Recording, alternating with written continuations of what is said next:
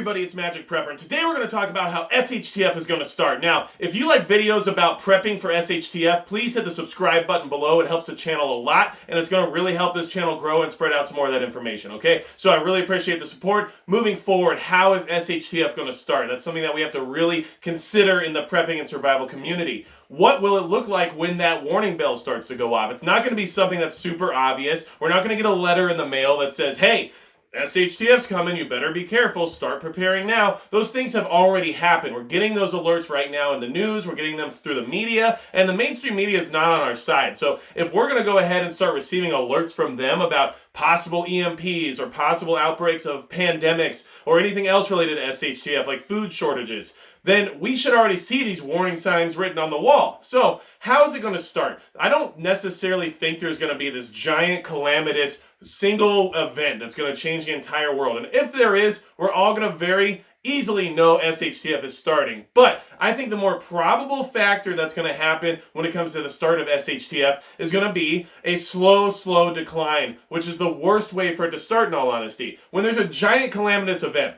that causes everything to crash and everything to go down overnight, and people are immediately out in the streets or running through their neighborhoods trying to collect survival gear and food storage and everything else, we're going to know immediately, holy crap, this is SHTF. We need to start freaking out, panicking, and go down in our basements or our bunkers and become the preppers and survivalists we all train to be, right? So I don't think that's going to happen because, unfortunately for us, everything's going to be a lot more like the frog in the boiling pot of water metaphor, where we're going to just be sitting there listening to news reports, listening to things come in through the mainstream media or wherever else you get your news outlets, which I highly suggest finding other sources than your mainstream media. But that's how it's going to go. We're going to slowly get a report of this. We're going to get a report of that. We're going to hear about this. We're going to hear about that. And then suddenly, you're going to find yourself sitting at home going, wait, I don't have any food. I don't have any electricity. Where'd the water go? What happened to everything that used to be here? And it's going to slowly decline. I think that's more probable because a giant calamitous event that's going to cause the end of the world as we know it is less likely than a slow decline of current civilization and society. And that is what we're already seeing. And if you haven't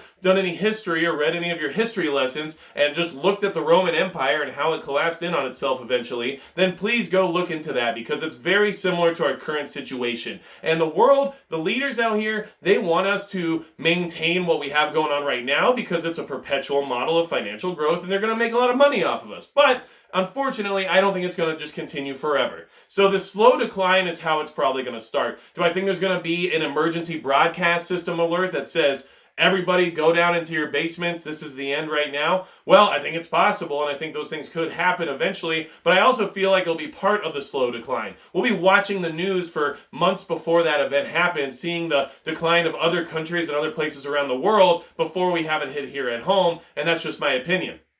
Now, when SHTF starts, how will everyone start to react? Well, panic in the streets is a huge indicator that it's finally here. And if you don't see all these people out in the streets looting, rioting, causing problems, breaking stuff, burning things down, then you might not be at the cusp of SHTF quite yet. Humans are very frail when it comes to their survival and their needs and their desires. And when it comes to wanting to get everything they need right now and all their necessities that have to happen right now, you're going to see them out in the streets looting, rioting, and breaking into every building that has any possible resource available. So when you start to see that happen, that's when things are going to get really bad. And that's when you know SHTF has started. When people just obviously give you all the warning signs themselves. When they're going door to door, finding out who's got food, resources, any of that fun stuff that we all need to have stored up.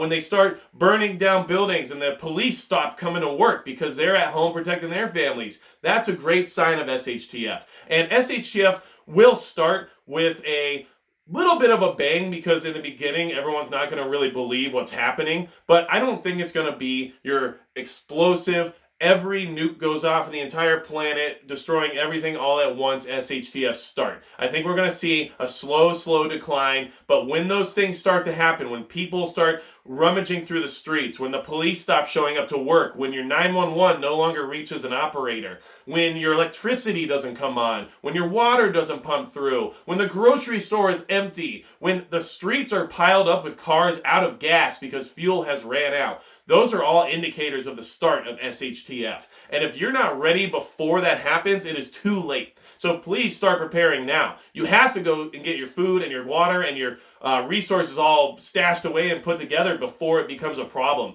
These little indicators that we're looking through right now are very worrisome. And when you read the news and the news is starting to broadcast things like, what's an EMP going to be like? Or, hey, what's a World War III going to be like? Or, oh, what's going to happen when we run out of food? Why are they broadcasting that stuff? It's not for fear-mongering, because that's a whole nother section of the planet that likes to do that. It's for our information, and it's for us to understand that things are coming. And if you don't take those warning signs into account and read those news stories as something that you should be considering or worried about, then whose fault is it when you run out of all your supplies? So please heed the warnings. They don't just put them out there for fun or for clickbait. I really don't think so, because the news has plenty of stories to report on. As long as it's something political or scandalous going on, they don't run out of content. So the real point of them putting out these different news stories and these different items related to SHTF and prepping is because they actually do think something's probably going to happen. And I don't think there's some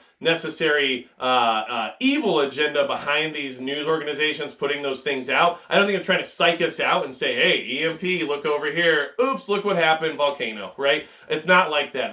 They're just putting out information because they know it's relevant to what we have going on now. And the government likes to disseminate things like that because they don't want to say it directly, or that causes a panic. So the mainstream media gets a hold of it, and then they let us know about it, and we don't panic by reading it because it's not an official government document. Even though the Department of Homeland Security recently released a report about what would happen in a grid-down EMP scenario to this country. So if you're interested in that, please, I'll put a link of it in the comments below and you can check it out. But it basically describes how 90% of us will die if there's an EMP or a grid-down situation. So awesome! Anyway, make sure you're looking out for the warning signs. SHTF can start at any minute. And if you're not looking for the things that actually could happen, then you're not paying attention and you're going to find yourself caught off guard. You don't want to be caught off guard. When the transit system goes down and people stop being able to go to work, that's a huge sign. Don't see that happening and just go, oh, I guess that just only happens in New York. I'll go to work over here in North Dakota instead. No, you have to pay attention to all these things. If you see that a war starts to break out in another part of the world that escalates to a really high tension, let's talk about maybe India and Pakistan, that's not going to just stay over there. That's not how these things work. When things get to a superpower or a nuclear power, it becomes a problem for everyone. So please keep your eyes out. And don't expect this giant emergency broadcast. Here it is, SHTF, happening now. It's probably not going to be that way. It's probably going to be a series of events that slowly lead us into the eventual decline of everything else. And if you don't have any of your preps or anything in place beforehand, it's going to be really difficult to acquire any of those things once that time comes. And if you want an example of that, just see what happens every time a hurricane comes to Florida. Because they run out of gas, they run out of food, they run out of bottled water, and any basic resource you can think of, like diapers even, before the storm even hits. And when the storm is there is no more going to the store. So everything's empty already. And if you wait till the storm hits and you do go out in the storm and risk your life in the terrible chaos that's going to be occurring in that time, well, guess what? You're going to get to an empty store anyway. So please watch out for the warning signs. SHTF will start with a slower decline, more likely than a giant calamitous event. And if there is a calamitous event, it's a lot too late for a lot of people to do anything about it at that point, okay? So just keep in mind, as preppers,